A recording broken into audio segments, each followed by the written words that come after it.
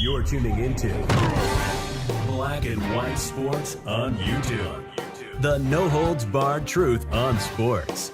The main event starts.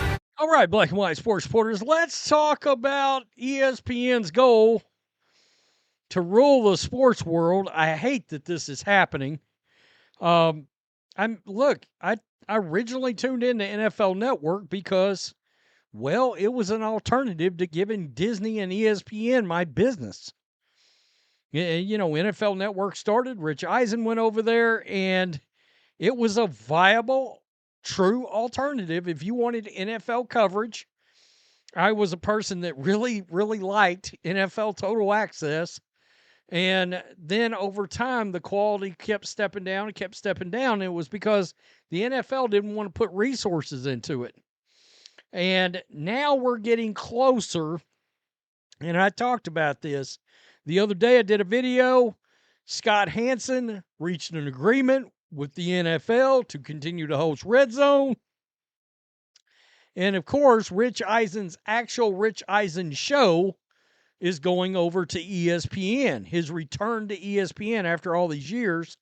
To my knowledge, he's still with NFL Network, all right, for NFL Game Day, but I don't know what is to become of Game Day if ESPN finishes this purchase prior to the season, and it's the freaking owners of the NFL that wants to do this. They literally don't want to put any resources in the NFL Network, even though they make $1 bazillion. The owners do. It's weird that they do not want to keep the resources to keep these programs going. Good Morning Football still survives.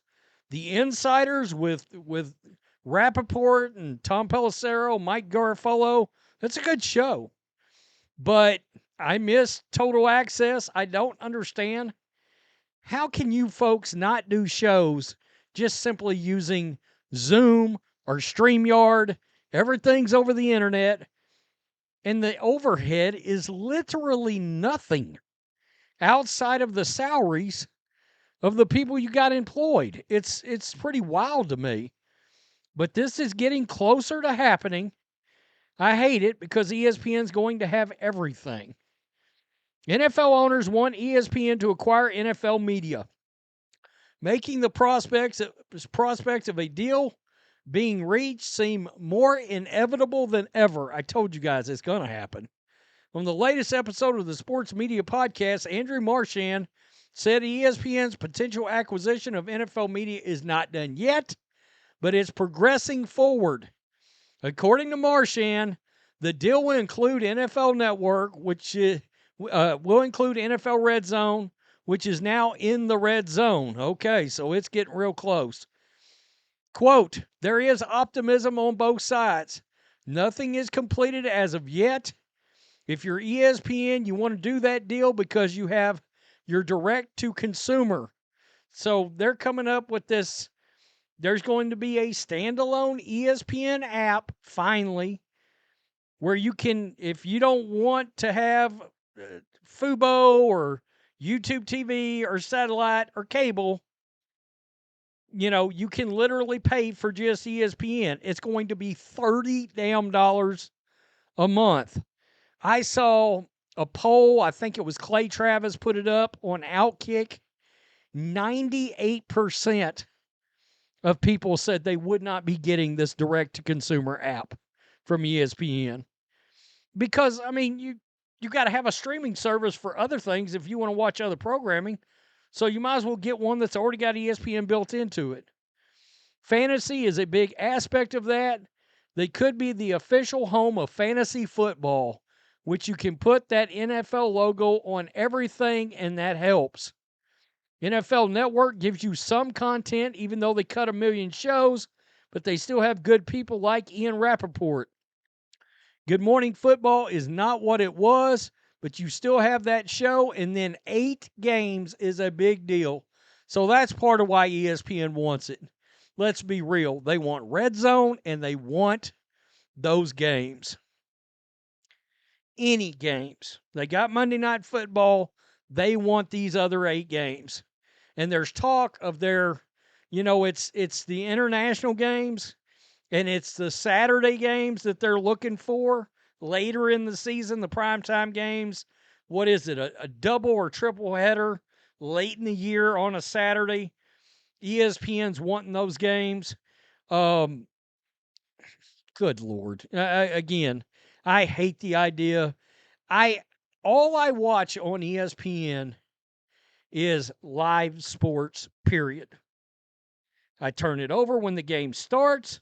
I will tell you this. I did watch 2 shows of NFL Countdown this year for the first time in however long game day's been around on NFL Network, and I only tuned in over there because I miss Michael Irvin being on NFL Network game day morning, and he's not on there anymore.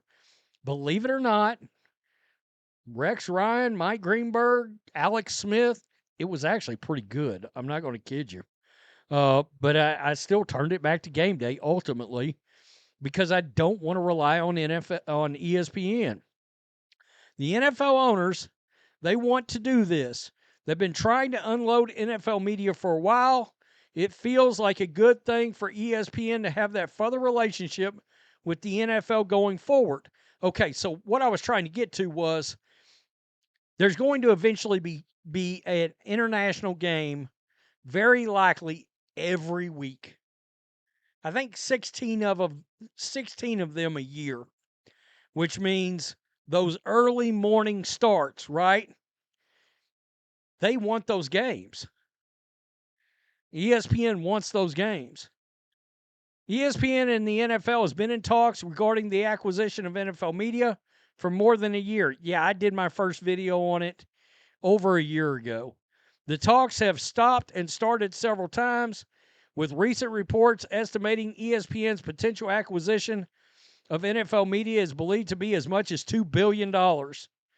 Additionally, the NFL could gain an ownership stake in the network.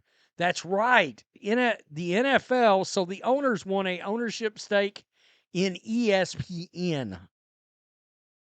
The ability of ESPN to gain more assets for its direct-to-consumer service while adding NFL branding for fantasy products are both reasons why the worldwide leader is pushing for this deal to happen. As a standalone sports entity, ESPN needs the NFL support if they want to continue competing with Netflix and Amazon for sports rights in the future. Nothing seems more important to this potential acquisition than NFL owners being ready for it to happen.